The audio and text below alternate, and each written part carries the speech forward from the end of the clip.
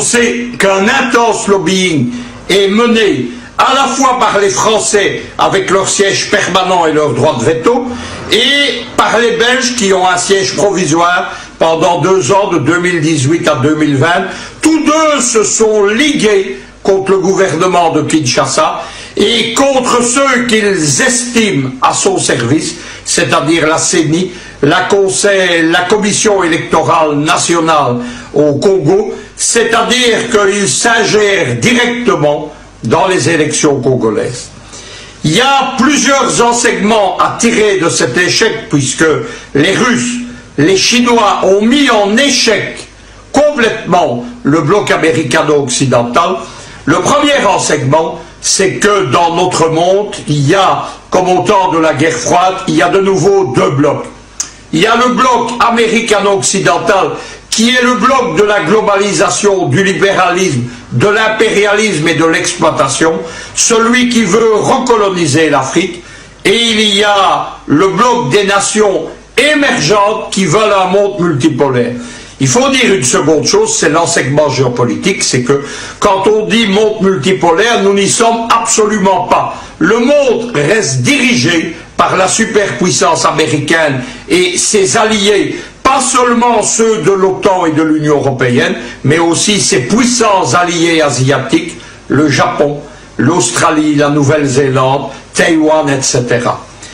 Il faut constater qu'entre ces 2 blocs, celui qui veut maintenir la suggestion néocoloniale et celui qui tend une main précisément pour arriver à ce monde multipolaire, l'Afrique doit choisir, je le répète inlassablement, les alliances géopolitiques et géoéconomiques alternatives de Moscou et de Pékin.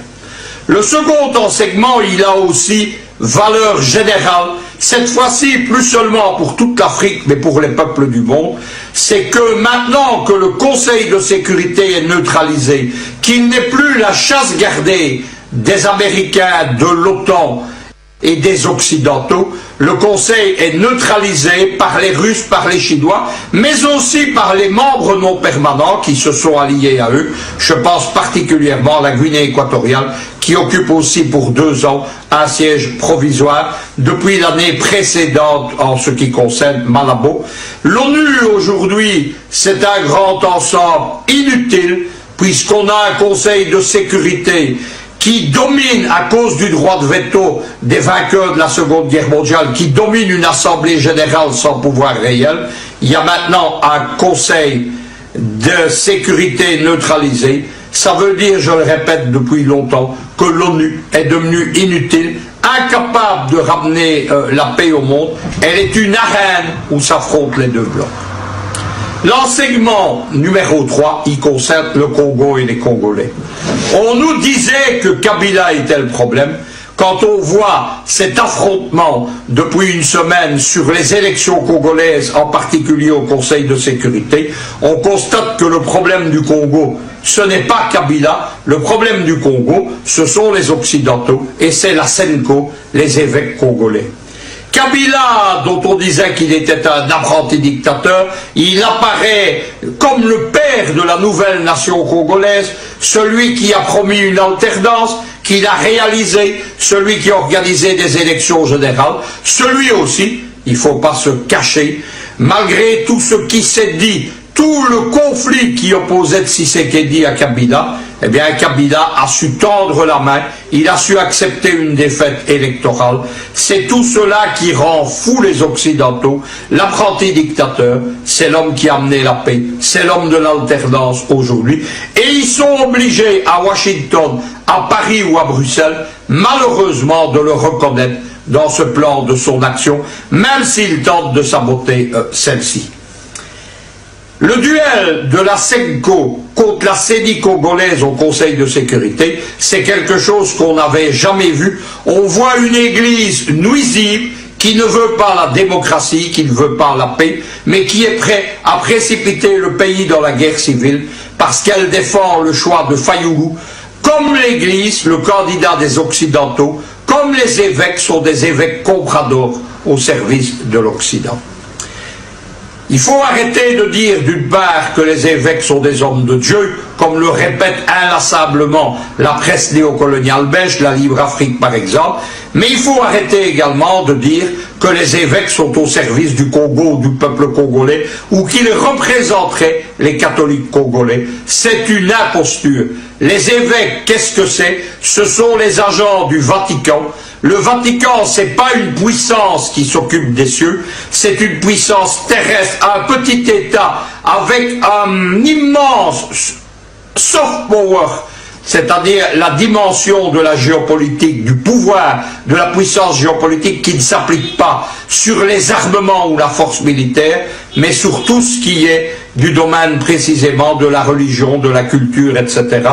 Ce Vatican qui, depuis 1000 ans, est une puissance temporelle, qui mène une diplomatie hyper active depuis le début du XXe siècle. Le Vatican est présent partout.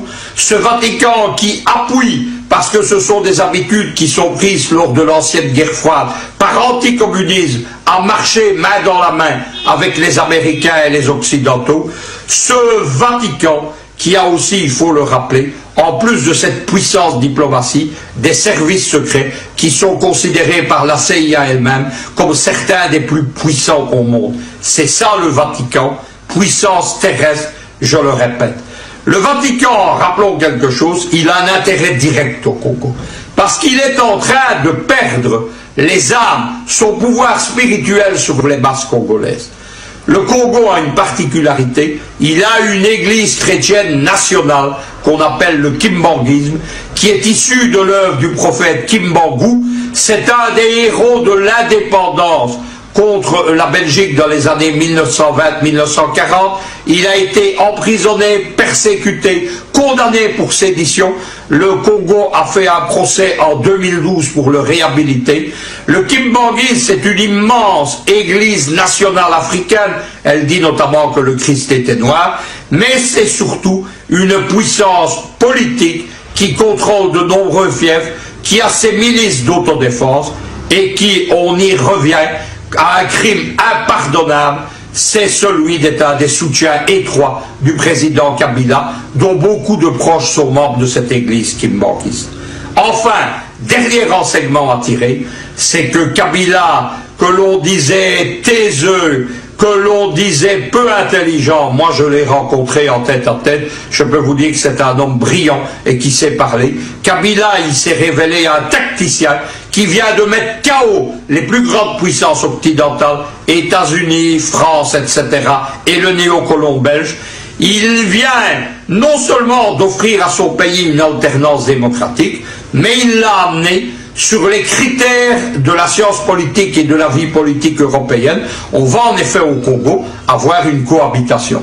Une cohabitation comme il y en a eu sous Mitterrand en France ou sous Jacques Chirac, on oublie de dire ça. Le Drian qui est en pointe dans l'agression contre le gouvernement Kabila et contre la CENI, Le Drian oublie qu'il a été précisément un des hommes de cette cohabitation sous Jacques Chirac.